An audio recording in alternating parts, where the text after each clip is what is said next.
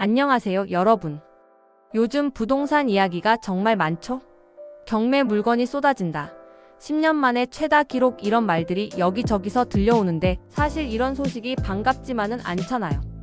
왜냐하면 그 숫자 뒤에 우리가 알아야 할 것, 준비해야 할 게 너무 많으니까요. 그래서 오늘은 부동산 시장이 왜 이렇게 어려워졌는지, 그리고 우리가 여기서 어떤 교훈을 얻어야 하는지, 또 앞으로 어떻게 대비해야 하는지를 진솔하게 나눠보려고 해요.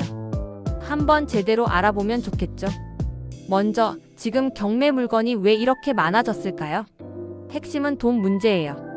부동산을 담보로 돈을 빌린 사람들이 원금이나 이자를 갚지 못해서 경매로 넘어가는 경우가 급증하고 있거든요. 특히 자영업을 하던 분들이 코로나19로 큰 타격을 입고 겨우겨우 버텼지만 이제 더는 감당 못해서 집이나 상가를 내놓는 경우도 많아졌어요. 그리고 이건 단순히 개인의 문제가 아니라 우리나라 전체 경제 상황을 반영하는 거예요. 최근에 나온 통계에 따르면 집합건물 경매 물건이 99개월 만에 역대 최다를 기록했대요. 서울에서도 10년 만에 경매 물건이 최대로 많이 쏟아지고 있다고 하니 이게 단순한 일이 아니죠. 그럼 왜 이런 일이 벌어졌을까요? 이유는 크게 세 가지로 나눌 수 있어요. 첫째, 가계부채와 금리 문제가 가장 큽니다. 2019년에서 2021년 사이에 영끌로 집을 산 사람들이 많았는데 그때는 금리가 낮았지만 지금은 금리가 계속 오르고 있잖아요.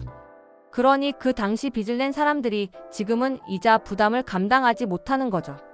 특히 상금융권이나 대부업체에서 돈을 빌린 분들은 은행보다 두세 배 높은 금리를 내야 하니 더 힘들 수밖에 없어요. 둘째, 정치적 경제적 불안정입니다. 요즘 뉴스만 봐도 아시겠지만 국내 정치가 워낙 혼란스럽고 미국 같은 글로벌 강대국들도 경제적으로 불안하잖아요. 미국은 금리를 내리고 있지만 그게 경기를 살리기 위한 조치라는 건 곧 상황이 좋지 않다는 걸 보여주는 거거든요. 게다가 트럼프 2기 정권이 들어설 가능성도 높아지고 있는데 그게 우리나라 산업에 미칠 영향이 크다고 하니 걱정이 더 커질 수밖에 없죠. 셋째, 부동산 시장의 양극화입니다. 서울 강남 3구와 마용성 같은 인기 지역은 여전히 가격이 오르지만 강서구, 노원구, 도봉구 같은 외곽 지역이나 지방은 가격이 떨어지거나 회복이 안 되고 있어요. 특히 세종시는 집값이 6.32%나 폭락했을 정도로 상황이 심각하죠. 이런 초양극화 현상이 결국 경매 물건의 급증으로 이어지고 있습니다. 그럼 여기서 우리가 얻어야 할 교훈은 뭘까요? 첫째, 빚을 무리하게 내서 투자하지 말자는 거예요. 특히 영끌처럼 감당할 수 없는 수준의 대출을 받아 부동산에 올인하는 건 너무 위험해요.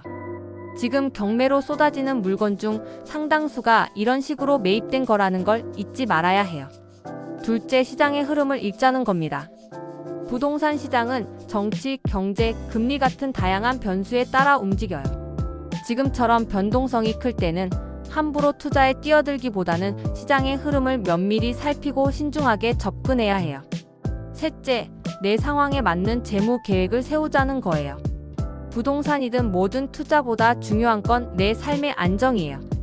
지금이 어려운 시기라면 무리해서 집을 사기보다는 현금을 비축하거나 작은 소비부터 현명하게 관리하는 게 더 중요할 수 있어요. 앞으로 경매 물건은 더 늘어날 가능성이 커요. 특히 서울 외곽이나 경기도 같은 지역에서 이런 흐름이 계속될 거라고 전문가들이 말하고 있어요.